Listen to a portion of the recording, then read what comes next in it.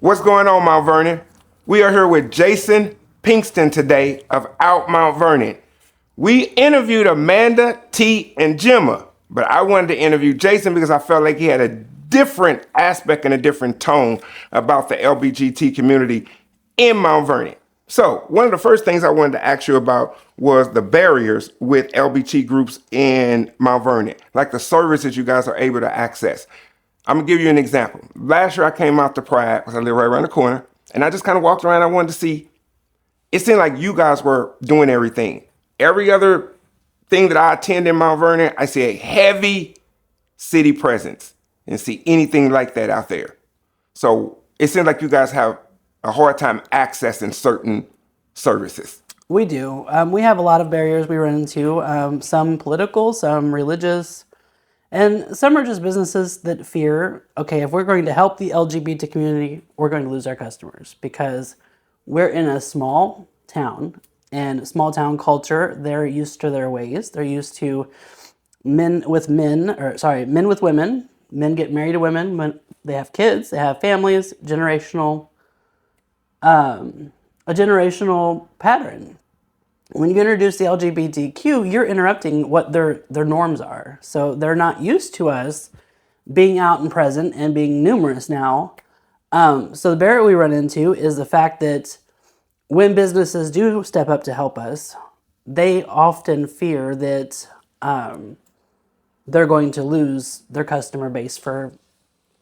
So think about this. If you are a business and it's true what you're saying, they're going to lose their business. Do they not know that a lot of their business that comes through there is LGBT community folk?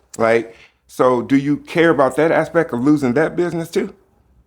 I think the biggest fear is just the fear of losing business, period. A lot of businesses don't identify, okay, that was an LGBTQ person that we serviced. They just know that the majority of their customers. So speaking from a majorial aspect, they're going to say, okay, if we help this one person who's LGBTQ, we're going to lose a mass of other customer base. I think that's got to be one of the most idiotic things there is, because if that's the case, then people walk in all the time. You could be a rapist, you could be a child molester, you could be a serial killer. Mm-hmm. What they're doing is when they see you guys based off of mannerisms, they automatically go, oh, that's an LGBT guy or LGBTQ girl, and I don't want to.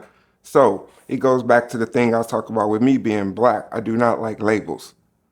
So why can't you just be Jason? Man, Jason do a great job. That is the thing that I have a huge problem with here in Mount Vernon. The question I have for you right now is, do you think that Mount Vernon will ever be equal? Equal meaning to black folks, white folks, LBG people, Mexican people, just across the board. I ain't talking about the country. I'm talking about Mount Vernon because we live in a small huddle. I believe that with time, the culture in Mount Vernon will evolve to accept all people. The important thing is we have to expose them to what makes them uncomfortable first. So if I'm out already and they don't know me and I say, I'm Jason, this is my husband, Brian, they're going to look at me like, oh.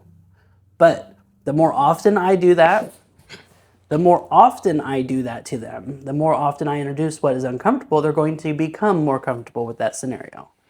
So as more people of color come out in the community and they participate, as more LGBTQ people come out and they participate, the more uncomfortable we make the society around us in Mount Vernon, at some point they're going to evolve to accept us easier.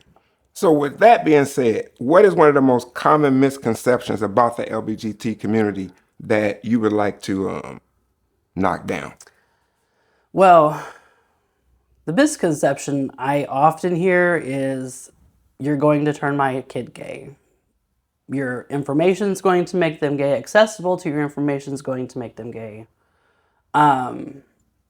The truth is, folks, we are not on a campaign to convert anybody to be who we are. We're all about living your truth, living as your authentic self. So it's not a recruitment campaign. We're not trying to say, okay, we need to raise 50 more gay people by November. We don't need to do that. All we're doing is saying, hey, accept us. I'm Jason first. I think people think it's contagious. Like, Well, if it was contagious, I'd be touching everybody. Like, bam, scratch them like a zombie, and they'll just turn gay next day, and it'd be great. but that's what they think. Like, even with, I notice with, white men, when I go to shake their hand, they won't shake my hand. Like, they think, my black gonna come off on their hand or something. I think, some guy think you shake their hand, all of a sudden they gonna start talking some crazy way. I don't know what they think, to be honest with you. I've seen people shake gay people's hand, and it's like this real funny.